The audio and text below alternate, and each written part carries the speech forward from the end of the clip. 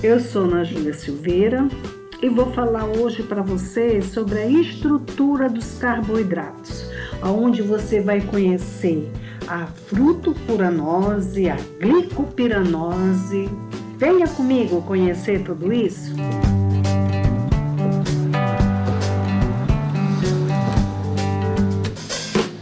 Vamos primeiro conhecer o carboidrato, né? Bom, carboidrato, eles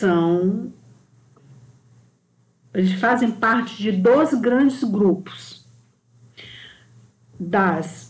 dos polihidroxialdeídos, ou seja, você vai ter a função aldeído como função principal, e esse teu aldeído, ele vai ter várias hidroxilas, então ele vai ser polihidroxilado.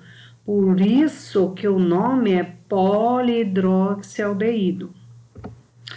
Você pode ter também as polihidroxicetonas. As polihidroxicetonas, você vai ter o grupo carbonila da cetona, né? E os outros carbonos que fazem o encadeamento com hidroxilas. Por isso que o nome é polihidroxicetonas. Vamos ver essas estruturas. Então, aqui, os polihidroxialdeídos. Olha como fica a fórmula geral, né? Aqui você vai ter a unidade repetitiva da cadeia. Lembra que eu falei que são várias hidroxilas? Ele é um polihidrox.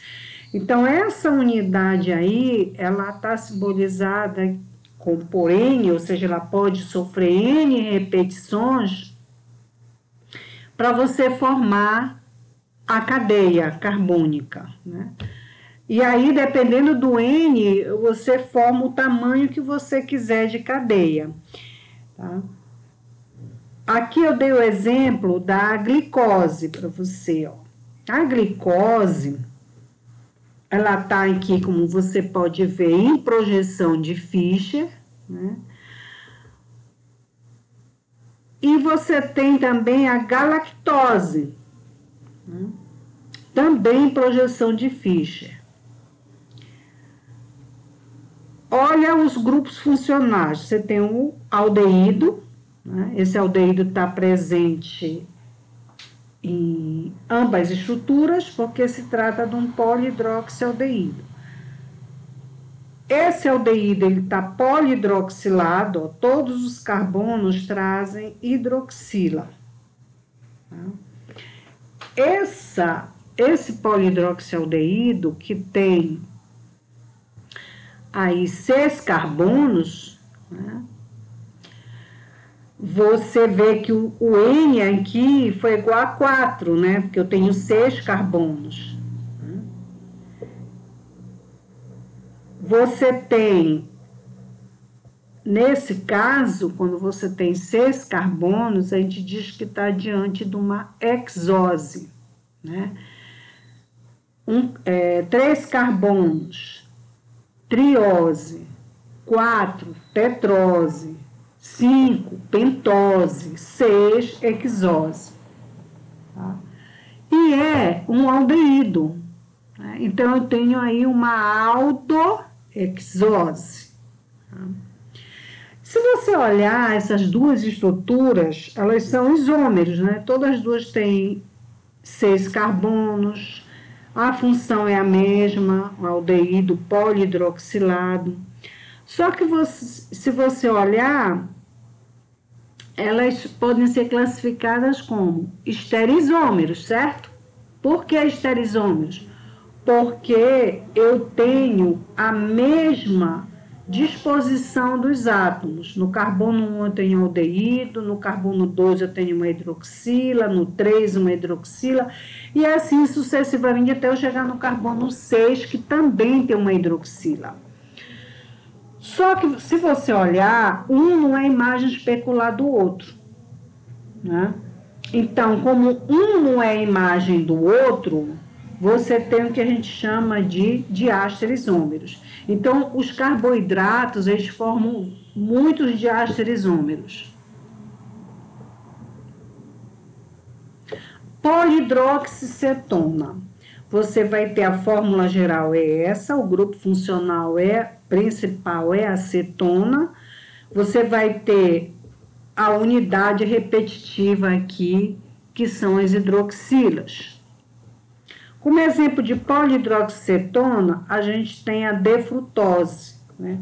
A frutose, ela é um isômero da glicose, né? Porque a glicose trata-se de um aldeído e a frutose trata-se de uma cetona. Aí eu poderia dizer que eles são isômeros constitucionais, né? Glicose e frutose. Aqui nós temos a sorbose. Se você olhar para a frutose e para a sorbose, você vai ver que eles são esterisômeros. Mesma função, mesma quantidade de hidroxila, mesma quantidade de carbono, né? Ou seja, eles têm a mesma fórmula molecular e a mesma conexão entre os átomos. Então, eles vão ser novamente diastereisômero. Você tem hidroxila, você tem o grupo carbonila nos dois, e todos os outros carbonos são hidroxilados. Então, aqui você vai ter também um diastereisômero. Então, essas estruturas dos carboidratos, elas aparecem em projeção de Fischer, né? Só que você pode ter também esses carboidratos em estrutura cíclica, tá? Que é o que nós vamos ver agora, tá? Os carboidratos, né, que aparecem em estrutura cíclica, eles trazem dois anéis, né? O anel do tetraído furano, né, que é o anel base, e o anel do tetraídro pirano, que seriam esses, ó. Esse é o tetraídro pirano, que pode ser escrito na conformação cadeira, e esse aqui de baixo é o tetraidrofurano.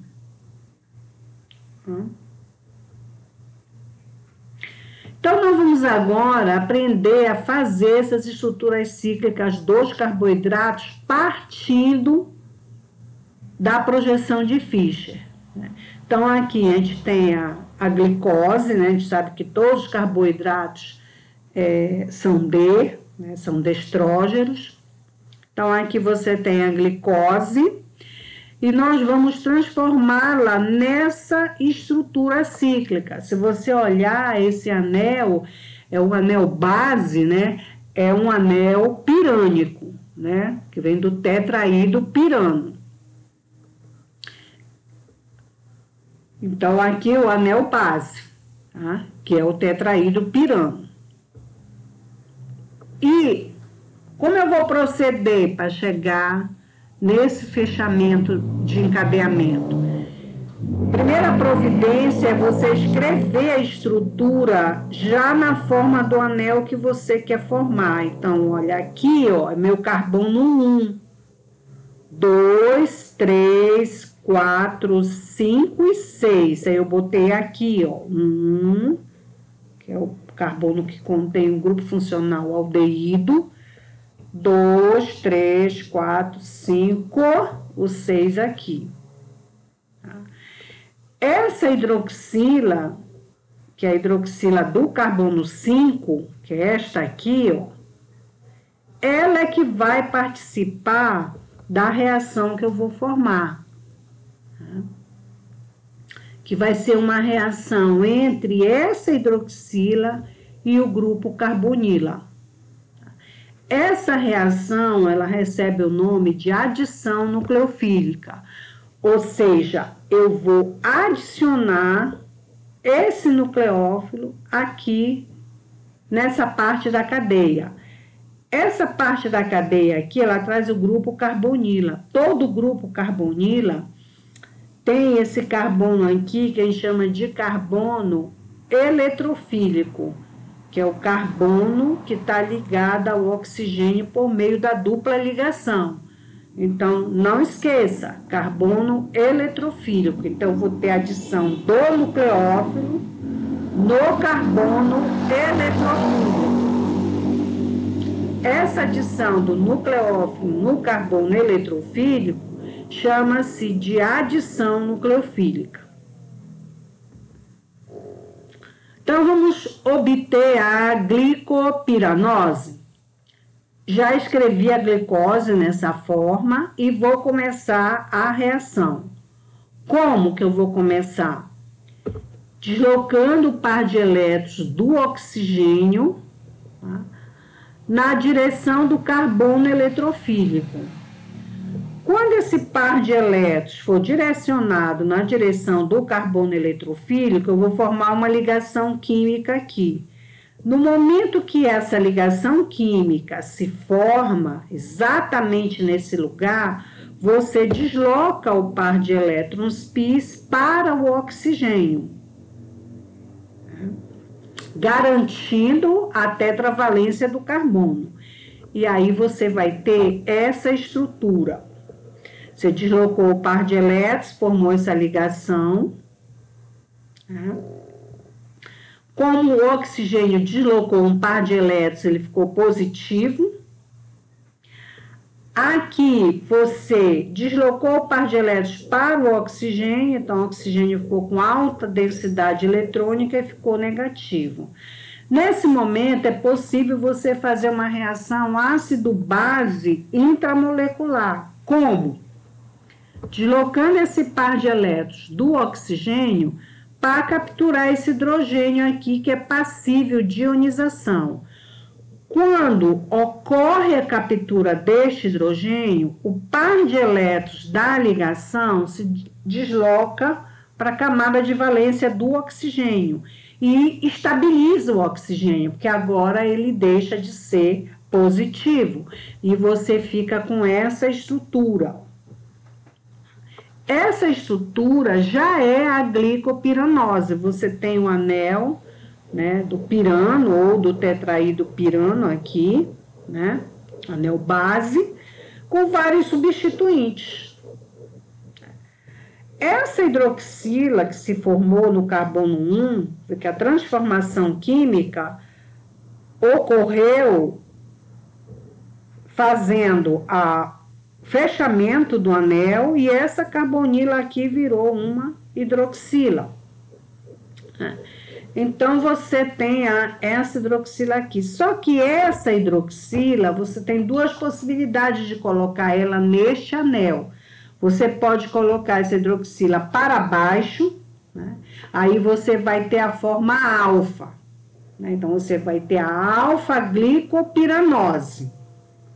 Se você colocar essa hidroxila para cima, você vai ter a beta-glicopiranose. Essas fórmulas são as fórmulas de Uriort. Aqui você tem a estrutura da alfa-D-glicopiranose. Por que alfa-D? Porque a hidroxila está para baixo. Tá? Ok? E aí você tem essa estrutura. Se a hidroxila estiver para cima, você vai ter a beta-D-glicopiranose. Agora, nós vamos focar na frutose. Ou seja, o teu grupo funcional principal é a carbonila, que simboliza aí a função cetona. Você tem duas possibilidades para fechar esse anel. Você pode fechar o anel fazendo a adição nucleofílica entre a hidroxila do carbono 5 na carbonila que está no carbono 2. E aí você vai ter um anel furânico, né? E você vai ter furanose, tá? A frutofuranose. Posso também fazer a reação de adição nucleofílica entre essa carbonila, que está aí no carbono 2, tá? E a hidroxila, que está no carbono 6. Quando eu faço essa reação, eu vou obter a frutopiranose. Então, vamos fazer essa reação. Então, para a furanose, primeiro eu vou fazer entre a carbonila, que está no carbono 2, tá? E a hidroxila, que está no carbono 5. Olha como eu escrevi a cadeia. Aqui. O carbono 1 está aqui, tá? Com a sua hidroxila, que é esse.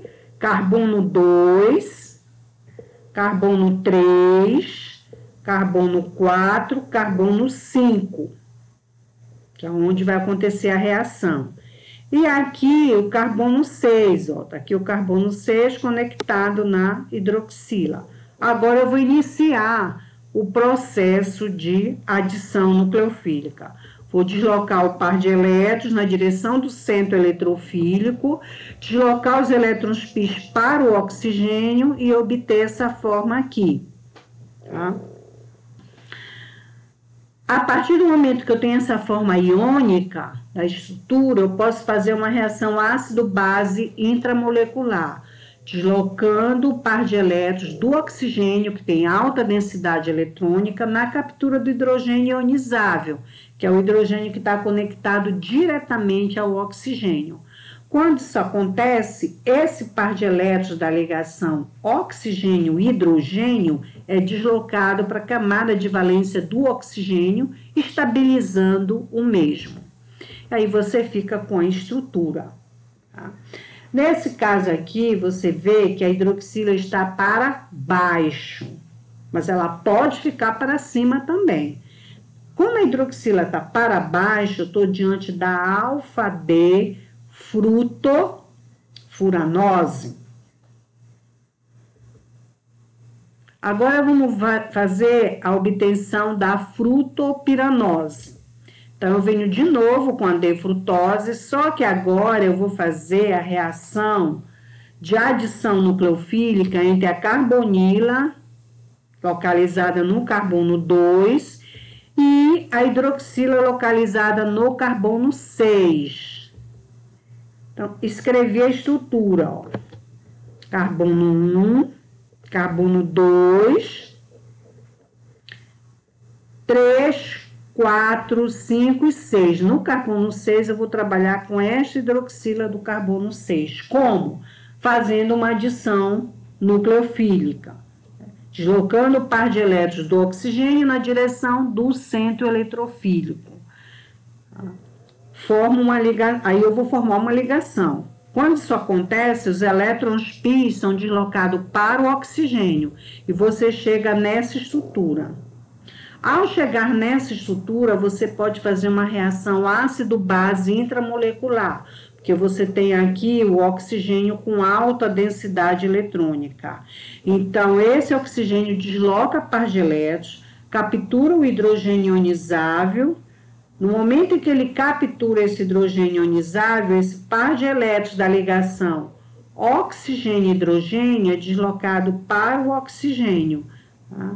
A adição nucleofílica acontece e você chega no produto desejado. Aqui nós temos a hidroxila para cima, mas ela pode vir para baixo também. E aí você vai ter, como ela está para cima, você vai ter a beta-D frutopiranose. É isso aí, gente, que eu tinha para passar para vocês. Eu espero que vocês tenham entendido. A gente se vê novamente, eu conto com vocês para a gente se ver novamente na próxima aula. Esse foi o livro-texto que eu usei, tá? Ranger. E na próxima aula nós vamos aprender a ligação glicosídica. Como eu vou juntar, né, um monossacarídeo e outro. Não perca, espero você!